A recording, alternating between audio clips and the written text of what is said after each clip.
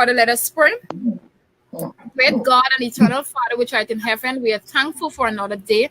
I pray, Lord, in a special way that you be with each and every one of our viewing friends. Lord, there are areas they may not know.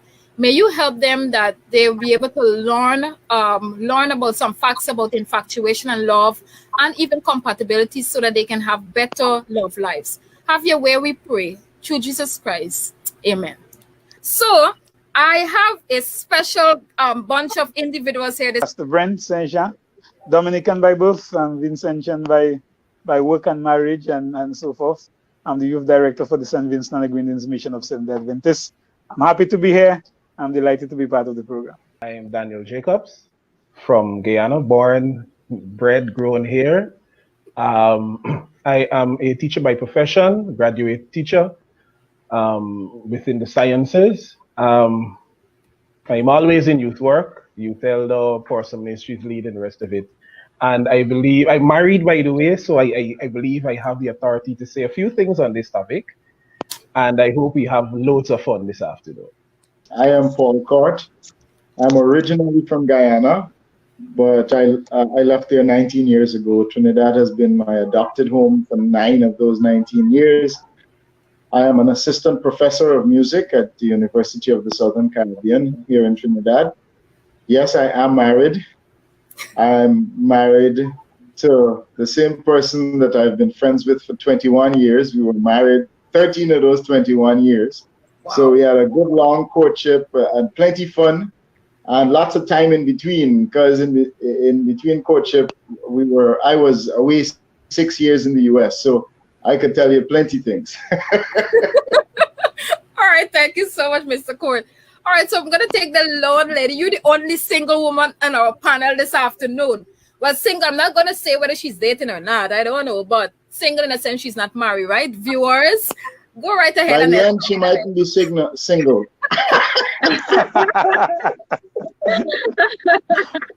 Okay, hi everybody. I'm Anessa Monroe. I am from Guyana. I was born there. I received my education in Guyana also. I was a biology major at the University of Guyana. I am now a teacher here in Nevis, where I am currently living. I love to sing. I love natural hair. I am single, yeah, and I'm happy to be here among these wonderful married people where I can learn more, just like you, about dating and marriage and all these wonderful things and love. Yes. All right, thank you so much, Anessa. All right, I want to say one more thing about this panel here this afternoon. It dawned on me last night that this panelists, all of them can sing. Every single one of them, they're singers. They rate themselves differently. Some of them rate themselves 90 on the bar. Some of them rate themselves 50. But the point is, they are all singers, and I've listened to all of them sang before. Because Pastor Brent, I just reflected back on one of the songs. I think you and Pastor Smith, you guys were singing something, and I just had to laugh. I have it somewhere stored in Google Drive. So I know you can sing. So this afternoon we're gonna have some fun. I don't know, for my panelists, before we get started into the question, can we get like a piece of a song or something? If each of you can just sing a piece, because we're dealing with love and that topic. All right, a piece of a song. If home is really where the heart is, then home must be a place we all can share.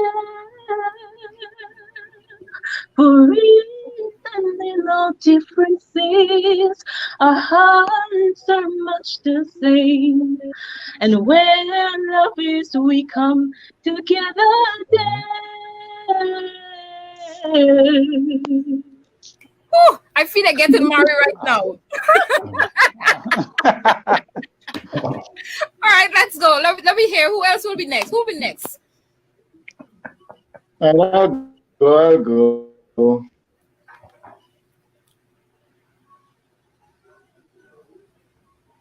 Oh, my love, my darling. Sing that song, for your touch, our Lord. Lonely joy goes by, can do so much. Are you still home?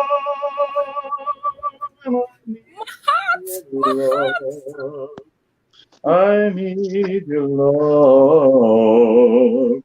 Godspeed your love to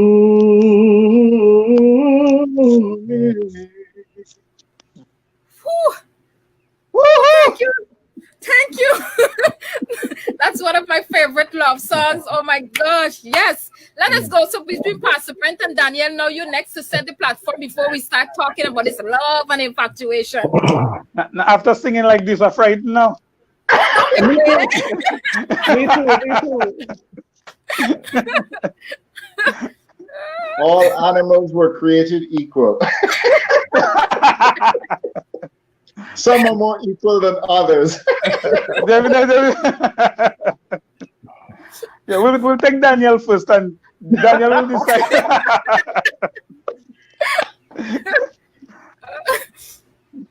It's challenging for me to go after Nessa. Nessa is one of my favorite singers. So You're in the male lane, so don't worry. All right. I'm more into sound engineering, but I'll just do a little piece of one of my favorite songs. All right. Mm-hmm. I'll stand even when life has got me down, and my hopes and dreams are nowhere to be found. Still I'll stand, 'cause I know I'm too close to give up now. Mm-hmm. I'll put it all in your hands and stand. Yeah, stand. Even when life seems cold, just stand. When you can feel your soul, you'll stand. When your dark clouds won't seem to go away, help me say you can stand. God is right by your side, stand. He'll make everything all right. But if you can, just lift your hands and stand. Woo! So no I matter, think so I you may think be there's getting something in challenged the with water love in right Guyana. now. Don't worry. Pastor Branson, I mean, come on, let us hear you now. No, I think I should do the closing prayer. On that, thank God for His blessings on this beautiful singing that we've had this afternoon. Now you can't pass me that. No, seeing that I'm a pastor, and I don't know which of my members are looking, and at the end of it, some of the nice oldie goldies, I might sing one, and then they might call me into the judgment for it. Don't worry, I'll bail you out. So let me see. One of my favorites. Now listen to the refrain. Says, "If that isn't love, the ocean is dry. There's no stars in the sky, and the sparrows can fly. If that isn't love, then heaven's a myth. There's no feeling like this. If that isn't love." You see what I'm saying? Oh my goodness. So let me get in straight into things. So to our audience this afternoon, we have just a panel of singers. It just so happened coincidentally. But today we are dealing with the topic of is it infatuation and love? And what about compatibility? So then straight into the first question. What do you think is the difference between infatuation and love? What is the difference? And anybody can answer me in any random order, no problem. What is the difference between the two? When you're on a panel, never wear a shirt with a theme. Now, the difference between love and infatuation for me is that love has got to be born out of experience and genuine things that make you love the person, their attributes, their personality, etc. For me, that's what genuine love is. It has to do with the abstract uh, parts of their personality that makes you grow to love them, or the experiences that you get where that person demonstrates love in a way that makes you know that it's unmistakable that this person has genuine care. Infatuation is just based on, butterflies in the stomach and looks, which after a while, dissipate very quickly, especially when you got to share the same space. And there's only so much of the infatuation that you could enjoy before it begins to get old. Well said. Okay, thank you so much, Mr. Court. Who'll be next? If I can jump in there. To add to what Mr. Court would have said, I believe that love is principled and long lasting, while infatuation is sporadic. It is very, very sporadic, and it's in the moment something you fall in and out. There isn't any principled thing about it. Love deals with making a conscientious effort. You must work at it. There's some amount of work and consistency that is required. Whereas that is not the same for infatuation. It is all about, like Paul would have said, it's in the moment, it's sporadic, and it's based largely on physical attributes and lust. Okay. Well said. Yes, If I Vanessa. should add to all that has been said before, love goes beyond the physical, and even though it knows the flaws of an individual, it is willing to explore the individual and see the person beyond those faults and those flaws. And so love is based on so many intangibles, while infatuation is based on a lot of physical attributes, how beautiful someone is, how long their hair is, how well they're curved. And soon as those things vanish, or if anything should happen for those things to change, so also the feeling that is attached to them. So it is not necessarily loving the individual, it's loving those physical attributes about them, and then creating an unrealistic image of who the person really is. So you're not in love with the individual, you're in love in the idea of what you think they are. And it's actually a very unreal place. So that is like a striking difference. Whereas love knows and understands, and love is intelligent, and it is not based on physical attributes and things that are just purely lustful. Yes, if I should say. Anessa, are you married? Some My girl talking solid from there. Yes, man. So we already know what we have here. We know what we have. Go, Pastor Sidra. So before you go, Pastor Brent, I just want to say welcome to Pastor Rose and to Teacher Melinda. I'm so happy that you're here with us this afternoon. So go, Pastor Brent. Yeah, quickly. I mean, a lot has been said. So I'll just say a little bit. I just believe when I think of infatuation and love, I see a me versus we concept. So if infatuation is all about me, what I want, and how I feel, and so forth. But love is more we. Is not selfish. It's not about what I want and what I desire and so forth. It's about making sure putting other person's interest and desires sometimes even ahead of yourself. When I think of love and infatuation as well, I think of emotive and cognitive. So and infatuation is more emotions and I mean, so one time you just, you into it, one time you're out of it, and so on. And that's why Court said it doesn't last long, because emotions, as long as you get used to something, you can control your emotions.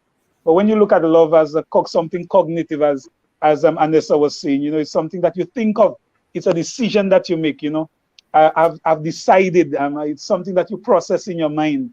And when that happens, it tends to last longer. And it will last longer because it's beyond emotions and physical attraction and so on. It is saying, come what may, whatever it is, I've made a decision to love this person and to be there for that person. Wow. So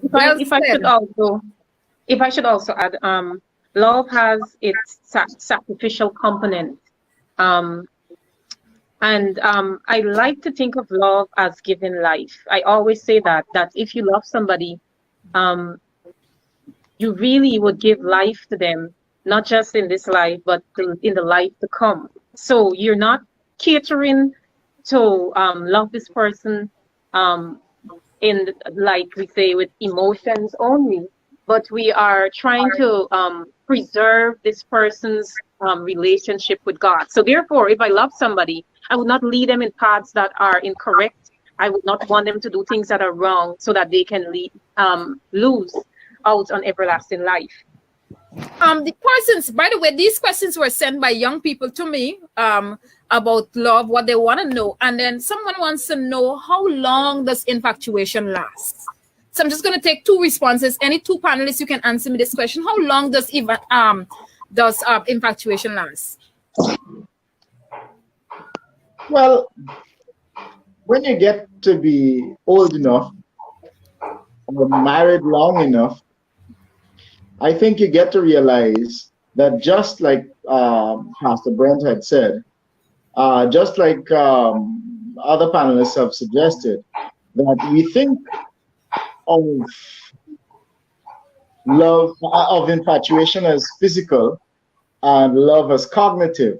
But if you're married for long enough, those begin to amalgamate in a way that makes you unable to separate love from infatuation.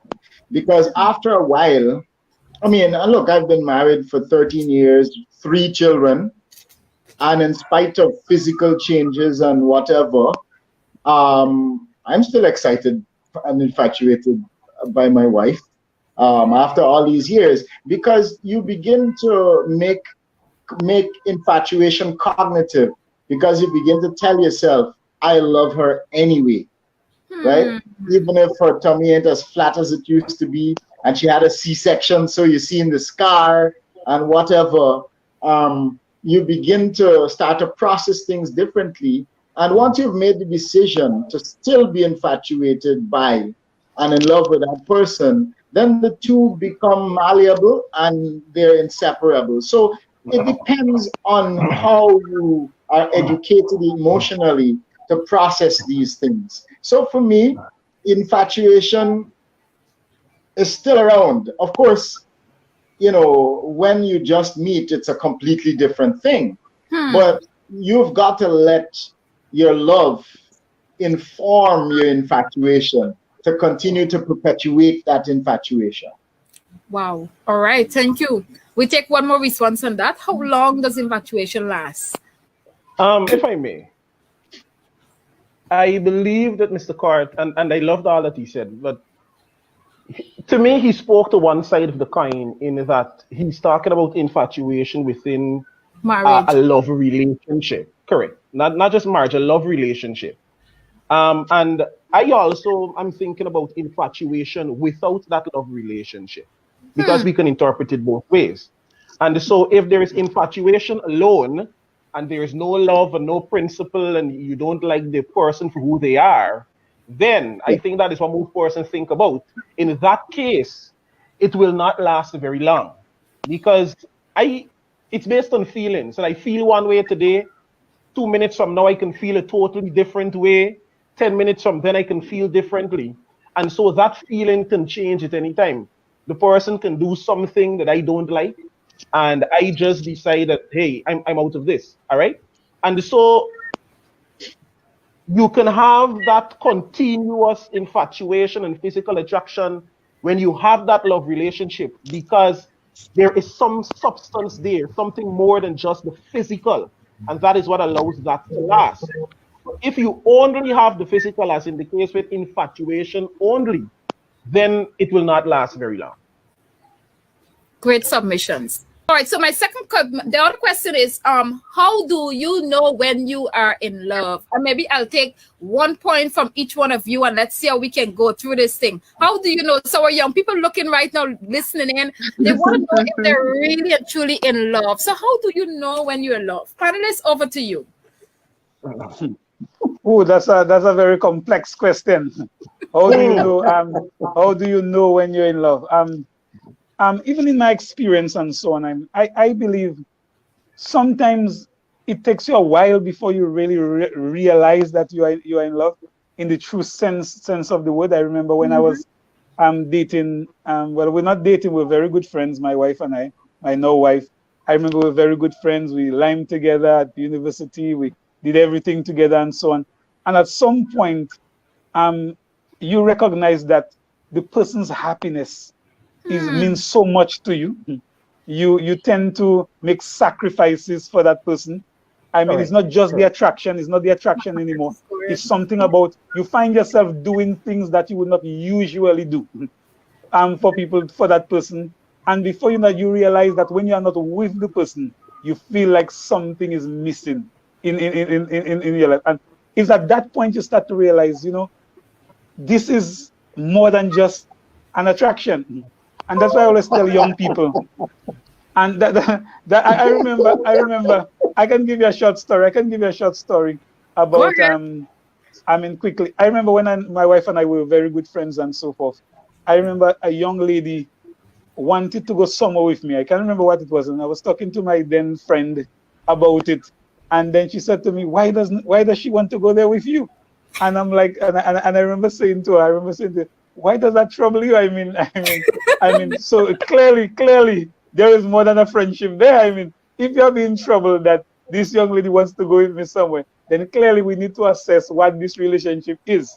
And I believe love is something that grows and it grows. And by the time you realize you are so taken up with it. And I believe one of the greatest things is that, or beyond the attraction, you realize that certain sacrifices you would make, the person's happiness meaning so much to you. I mean, you want what is best for the person, sometimes even when you would put yourself even second to ensure that they receive that happiness and that comfort that they desire. At that point, you realize that this is more than just an attraction. This is something that is deeper, something that is more meaningful, and that is something that can be sustained over a long period of time. Wow. All right, thank you for that. And I just want to ask you one question, though, Pastor Brown, before I move on to the other.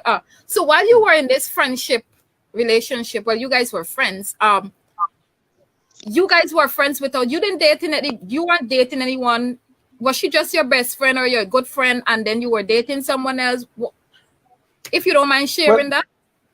No, we were close. I mean, we were very good friends. I mean, she used to we used to look at each other as a big brother, little sister kind of something.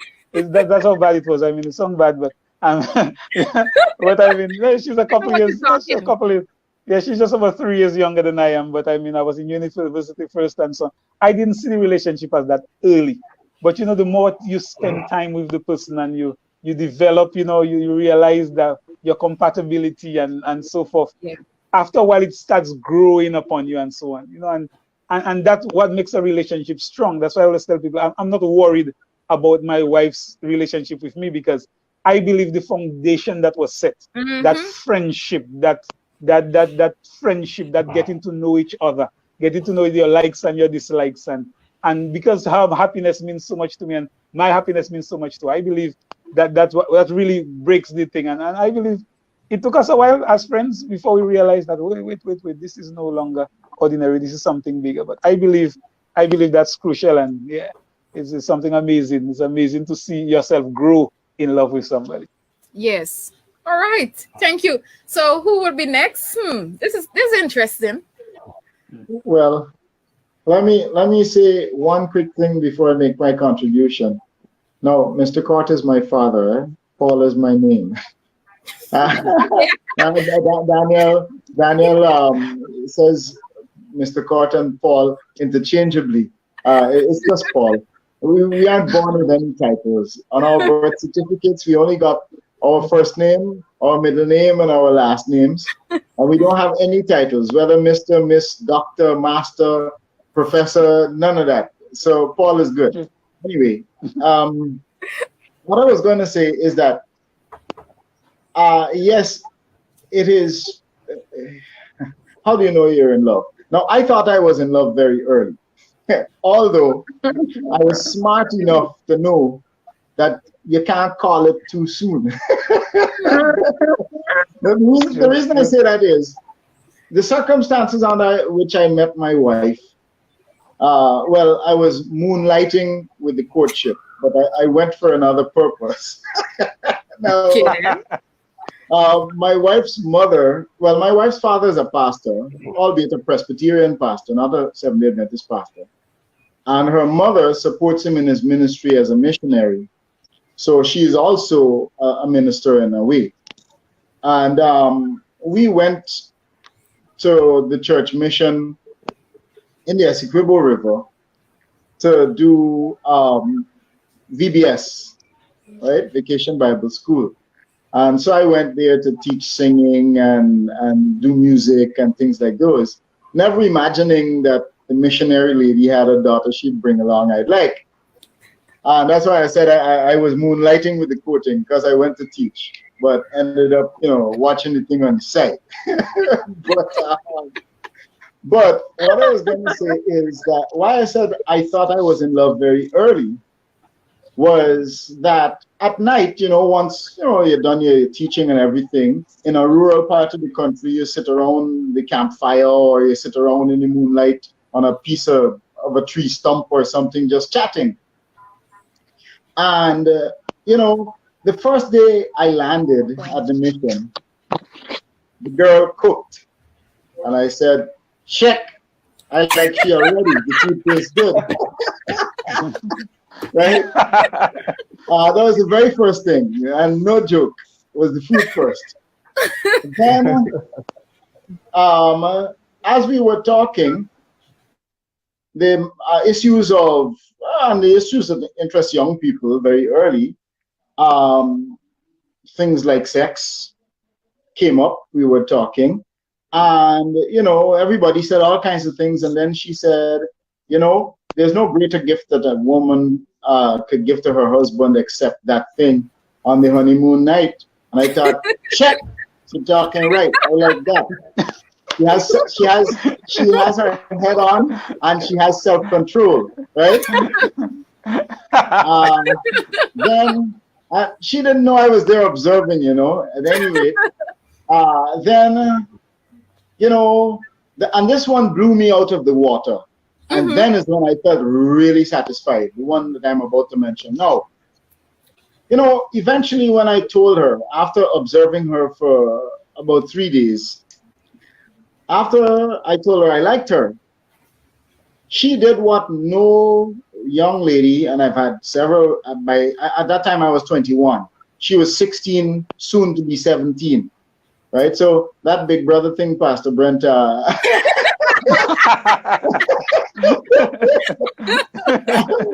I know it sounds bad, but anyway, now I was 21, she was 16, soon to be 17, but that's not the point. The point is that, when I told her I liked her, I told her I was interested in her, she said what no woman I had ever talked to had said to me before. She said, okay, you like me? You'll have to discuss that with my father. I'm like, whoa! At first, that blew me back, because from the time you tell her you like her and she's sending it straight to her father, she don't mess around, no hanky-panky, come straight, And I thought, wow, how many 16-year-olds you telling me like them will say, you'd have to discuss that with my father in very business-like fashion, right? And then is when I went, check, because, this girl don't play, right? And then it said to me also that she came from the kind of home where she was afforded the kind of relationship with her parents that she didn't have to hide anything. This was somebody who came up in a secure and functional home, functional family, that there was that connection that talking to your parents about things was not a strain, right? Yeah. So right away, I knew that this was a girl coming from a solid home. So that's why I said I thought that I was in love very early, because I started to see the signs early on. Early, yeah. But the thing I would say is that I still hadn't decided yet, because a person may say all the right things in the right situations when they're being listened to, right? But you don't know how they actually act in real life. So that when I went to meet her father 2 weeks later, and it took 3 hours journey to get to their house, right? Because I got to cross 3 rivers Wow. to get to where she lived. Now, so when I went to meet him, like a wise old sage, his first question was, and he was principal of a school, right? So this very stoic, rigid chap says, "Are you in love with my daughter?" And you know, I looked him straight in the eye and said, "No." I said no. I said no. And he then said, "What?" In other words, then what you come here for? Yeah, Right? exactly. And I said, "Allow me to explain. I have just met her. We just know each Yeah. other 2 weeks. There are attributes about her that make me like her, make me admire her, make me think that I want her." I said, "But if I'm to say that I love her right now, it would be an infatuation. And I just need time for us to have the experiences which will make us come closer, make us grow to love each other, and for me to discover more things about her which will make me love her. And then I'd be able to say that I'm in love." And then his very stern look turned to an easy smirk, as so to say, this SOB Yeah. is stuff Yeah. is smooth, right? And Mhm. so he gave us the time, and later on he said to me, which I mean something that is not specific to the topic, but I believe it is important. Mhm. He said to me later on, after I told him months later that I think we were in love. He said, a lot of people had a lot of things to say because of the age difference, and because of the fact that you were already a teacher in a high school and my daughter was in her final year of secondary school and she in love with this teacher guy. Well, of course, I wasn't her teacher, right? I was another school. But at any rate, she was a girl still in school uniform. And he said, "I permitted you to visit for one simple reason." He said, "My daughter came to me and told me that she was interested in you. And if my daughter is interested, you got to come home." He said, "I can't tell her I don't want you to come. I want you with man." He said, "Then I am forcing her to hide from me and to lie Yeah. to me and to meet you secretly. Because if she's interested and I tell her no." So he said, "I told you to come just so I could monitor and be involved in the relationship. Because if you come into my home to visit her, then I could observe you and I could regulate how the friendship develops." So, and that's something that I wish parents would think about. The more you try to prohibit, the more the child tries to get the thing that the parent says they can't have. True. So there's a way to navigate, but that's my answer. All right. How do you know when you're in love? Hi, yeah. Um, what I'll say is this. I have been in a lot of relationships, but I've only been in love once. Hmm. And what was different, I have to please drink for behave that yourself, one. Paul.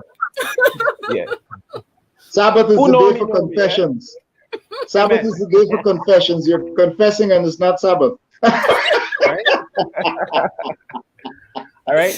No, but I mentioned that. I mentioned that because there may be times where you feel as if you're in love, eh? Yes. But when you understand truly what love is, then you're able to make that distinction.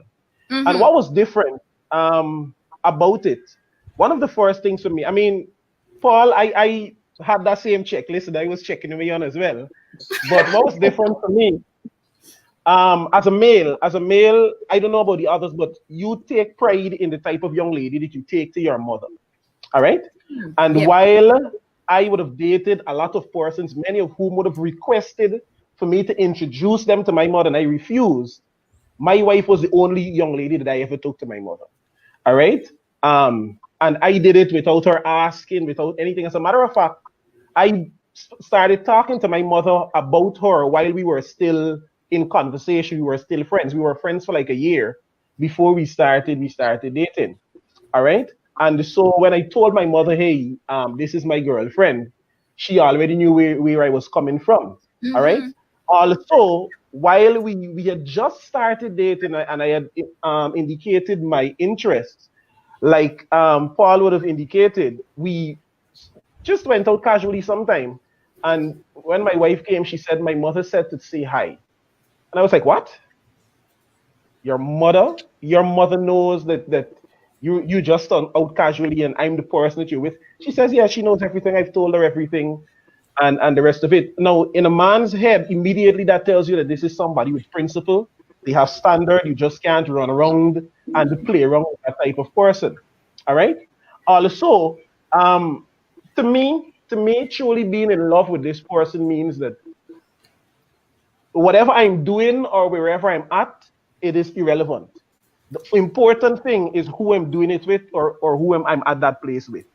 So we Yes. could be doing the most exciting thing or we can be doing nothing at all. And I feel the same way because the important thing is that much of my happiness and joy is tied up in this person. What I like to say finally, because I don't want to repeat what was said before, is that to me, love is given. And so when I realized that, unlike all the other persons that I was with, I wanted to give so much for this person and do so much for them, I realized that something is different. And I Yeah. believe that that is where much of the confusion lies with our society today. All right? In that person, for example, a young man will make a list. He wants a young lady that can do this, can do that, can a whole long list.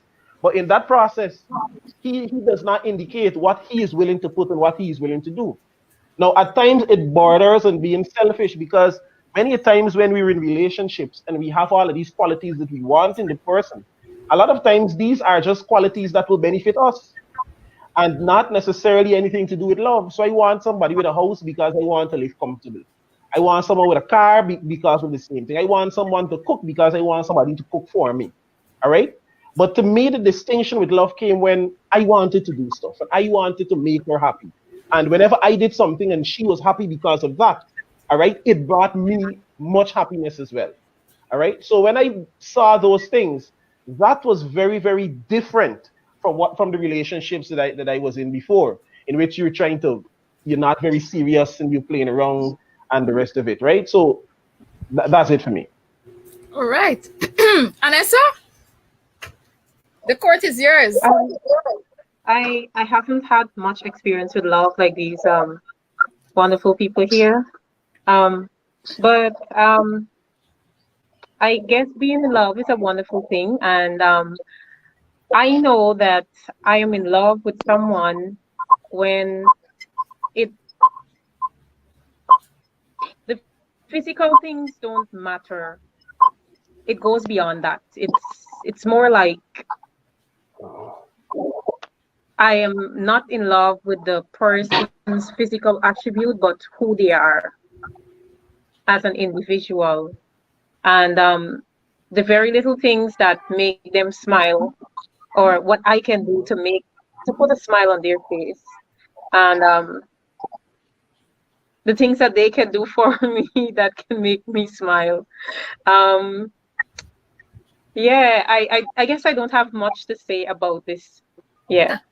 That's all right. I know you're single and Danielle. Yeah, Yeah, I'm hoping a single man is listening. amen. I just want to add something with that, right? Go right ahead. To me, love is not something that is locked away and hidden. And I believe that is one of the problems with young people today. Whenever they get into relationships and they feel like they're in love, they're always in a corner, they're always locked away, they always want to be hidden, right? When you're True. genuinely in love with someone, all right, you do not always want to be that way. You want to do things with them, you want to experience places with them, go out to travel and the rest of it. And so you may have a family function and you invite them to it, and vice versa, all right? Because you have pure intentions. You Yeah. know that whatever you're feeling about this person is genuine. You're not playing games and making jokes. And so there is no fear and no reason that you would want to only be in the shadows. All right. You will only want to be in the shadows. And so you're willing to, you go to church together, you go to prayer meetings together, you go to camps together, family functions and events together. All right. And instead of just being locked away, corner in the shadows, always hide. All right. So when those things happen, I see really being above you. If I must add also, I would agree with what Sir Daniel would have said, and when you're in love, there is this deep sense of peace that God is pleased with what you're doing, and Correct. you're not fearful that whatever it is that I'm doing, it's God is not pleased with it. I think that that is a very, very important feeling where you know that God is in this thing, and God is just there at the center of it, and you feel no fear and you feel no guilt. Yeah, because sometimes you can be in relationships and you have so much guilt, because the guilt comes from the fact, knowing deep down inside somewhere that this is not the place that I should be. But then when you're in love, you just know that it's right. It's something, I want to be here, I should be here, God is pleased that I am here. Yeah, I just wanted to add that. Right. Yes, Pastor Brent. Yeah, quickly, I just want to say this. When it comes to love, and I'm talking from a male's perspective, and many of the young ladies want to know, how do you know if a guy really loves you, and so on and so forth. Now, a man is like an alpha lion. If they have somebody who looks pretty, they will want to walk in public with you and so on, because it's something for their ego.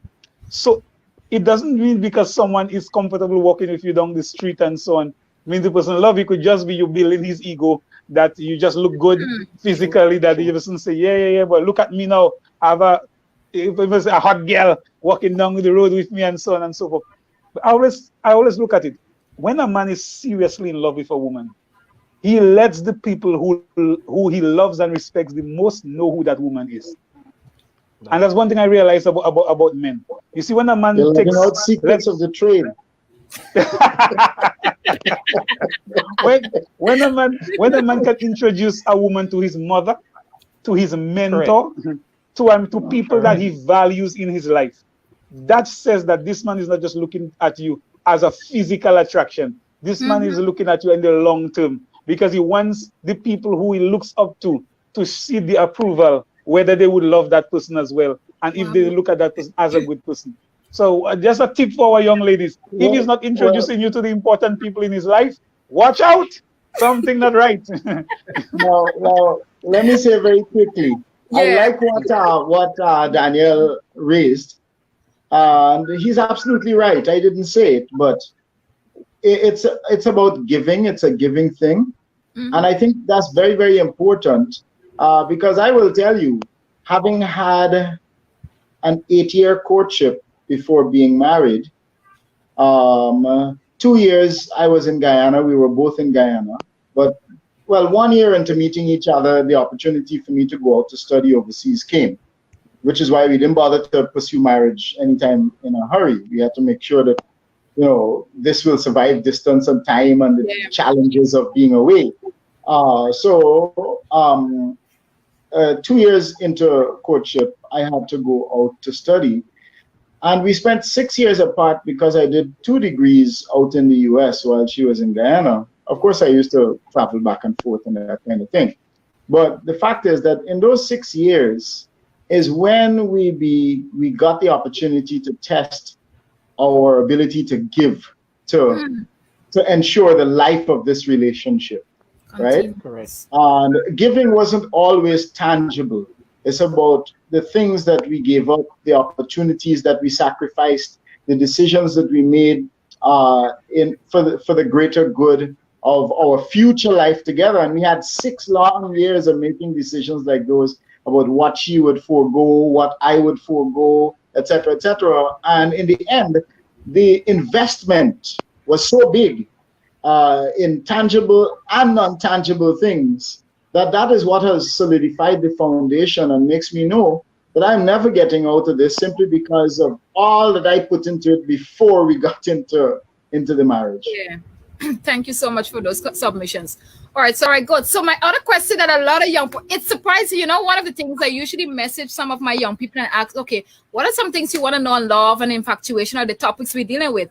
But this question just keep recurring. And the question is there anything as love at first sight? I don't know. So many of our young people want to know the answer to that question. So briefly, can you tell me, I know all of you, the men are married, with the exception of Anessa. So Anessa, if by chance there's any question you want to say, I'll pass on it. No problem. I give you that permission because I don't want to put you in a position that you have no experience to answer on. But men, or even Anessa, is there anything as love at first sight? I myself want to know it. So go right ahead, gentlemen. So what if I But let want me to just- answer too? Yeah, Anessa, you will answer. Definitely, you will answer too. Yeah, definitely. We want to know if she saw somebody that she loved at first sight. I mean, we'll be very interested. We want to know. We want to live through your experiences. Definitely get the female perspective. Definitely. But let me in my opinion, like I said, I always say I never think my opinion is the right one. But in my opinion, my humble opinion is there is nothing called love at first sight. I think there can be attraction at first sight. There can be interest at first sight. But the true definition of love, I don't think you can unconditionally say that this is the person I want to be with, having met them, just seeing somebody, because there are certain things that you will not be able to see at first sight. You need a second sight and a third sight and a fourth sight and a fifth sight. At the end of it, and I believe we usually confuse attraction with love and interest. And attraction can lead to love, because obviously if you have to see and like what you see and then pursue something else. I mean, it's like you go into a ripe mango. The mango has to first look attractive to you on the tree for you to determine if it's worth climbing the tree and risking your life for it. Some sense, I believe there's attraction, but in the true definition of the word of love, I don't think you can truly love somebody by seeing them by first sight. That's just my simple answer. Thank you so much, Pastor Brent. Young people, I hope you're listening. Take note. If you have a little paper and a pen, please take your paper and pen and write it down. Hi, Dylan. Welcome. Hi, Sister Geraldine. I'm so happy to have you here this afternoon. Dylan, you asked it. Okay, Dylan, I'm going to come back to you a little later. Panelists, just take a look at that question. So we're going to continue with the question we're dealing with right now. Do you think there's love at first sight? Well, let me say quite honestly, I know of several cases where love at first sight has been successful. However, I'd have to agree with Pastor Brent and say, look, there's something called gambling. Yeah. And we are encouraged not to gamble. And love at first sight, if you ask me, is a gamble, right? You really do not know, taking a gamble, whether or not you will succeed at winning the game. Therefore, it is something that persons have done which I would not recommend. And the reason why I say that is, look, I've got relatives of mine who have been married for more than 50 years. And my cousin told me, because he used to like to dance, he went to a dance, saw the young lady, asked her for a dance, just at the sight of her. She's old and still attractive, right? But asked her for a dance, and he said, ever since then we've been dancing, right? No, they swear that it was love at first sight. Saw her, wanted her, went after her, they got married, and it has lasted over 50 years. But so I'm saying that there's a chance occurrence that could sometimes result in that, but it is a rare pearl. You know, it's a needle in a haystack. So there's no point in gambling on such a low probability. All right. Interesting remarks. Let's go. We have Anessa and Danielle remaining.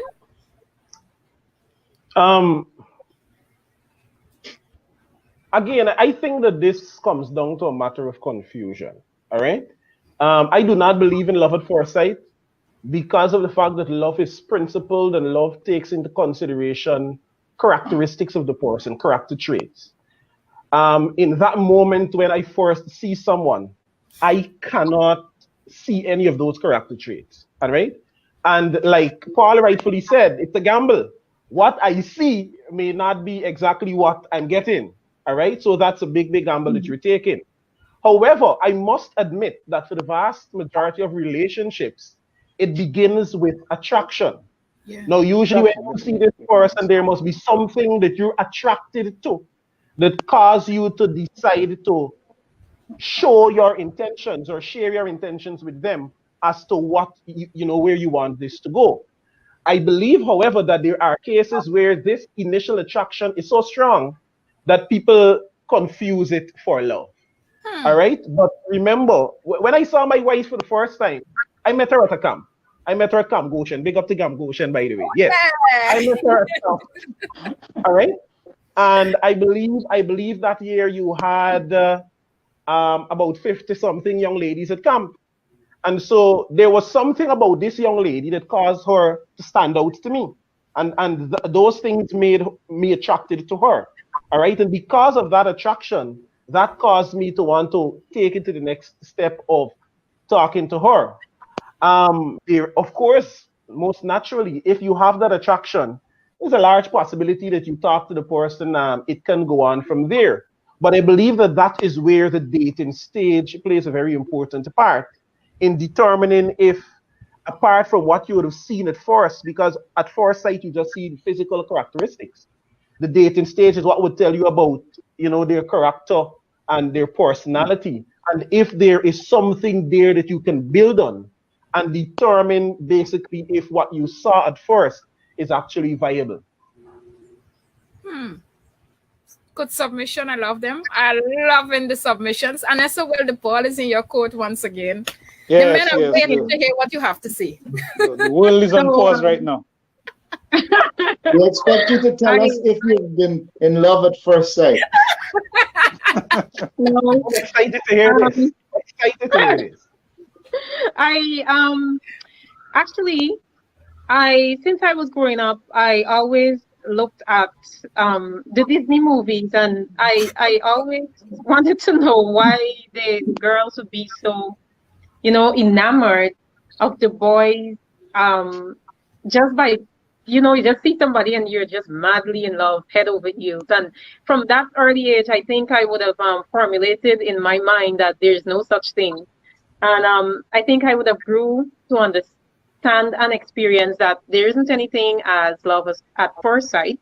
I would agree with everybody else that there is an attraction that arouses interest. And then you might want to investigate that through whatever means, as Danielle would have stated, through dating. And then you get to the part where you get to know things about that individual, which is applying an intelligent side to what you're feeling, to the attraction. So after then, you can then decide if this is worth going on with or not, because then is when you would get to know things like compatibility and all of that. So I don't believe there's anything as love at first sight. However, I believe that you must be attracted to something that you love. All right. Thank you once again, Mr. Paul Court, for being here. Pastor Brent St. John, Danielle Jacobs, and Nessa Monroe. So as we close, let me just pray to close. Loving God and eternal Father, which art in heaven, we are thankful for a wonderful discourse that we had where we are able to elaborate on the issue of infatuation, love. And I pray that our young people were indeed blessed and that at the end of the day, they will make wise decisions for you. Continue to bless this panelists and bless all our viewers in a special way. Through Jesus Christ we pray. Amen. You have been a wonderful audience. Don't forget to like the page and follow on Facebook at Issues in Focus with Shibiki Vibers. And subscribe to the YouTube channel Issues in Focus with Shibiki Vibers. Follow me also now on Instagram with username Shibiki. Join us next Thursday at 6:30 p.m. God's blessings. See you then.